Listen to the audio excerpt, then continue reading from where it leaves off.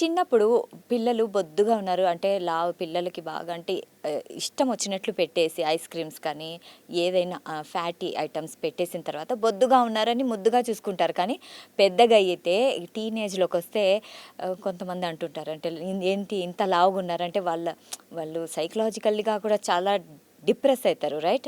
So ఎందుకు చిన్నప్పటి నుంచి ఇది కంట్రోల్లో చేయాలంటారా? ఖచ్చితంగా. సో, చైల్డ్‌హుడ్ ఒబిసిటీ అనేది ఒక ఎపిడెమిక్ లాగా మారిందండి.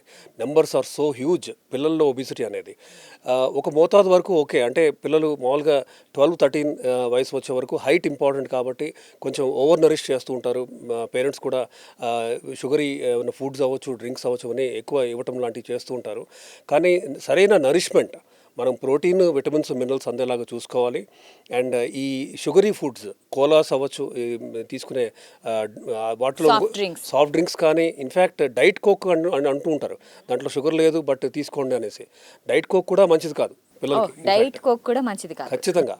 సో ఈ చైల్డ్హుడ్ ఒబిసిటీ ఇవాళ ఎక్కువ బరువు ఉన్న ఈ పిల్లాడు ఆర్ పాప ఓవర్ పీరియడ్ ఆఫ్ టైం 14-15 ఏజ్లోనే ఎక్కువ బరువు ఉన్నప్పుడు వాళ్ళ risk of diabetes at the age of 25 అంటే 10 ఏళ్ల తర్వాత చాలా ఎక్కువ ఉంటుంది, రైట్? సో చైల్డ్హుడ్ ఒబిసిటీని మనం ఇవాళే అంటే if you don't curb it now అది ఫ్యూచర్లో ప్రాబ్లమ్స్ క్రియేట్ చేయబోతుంది.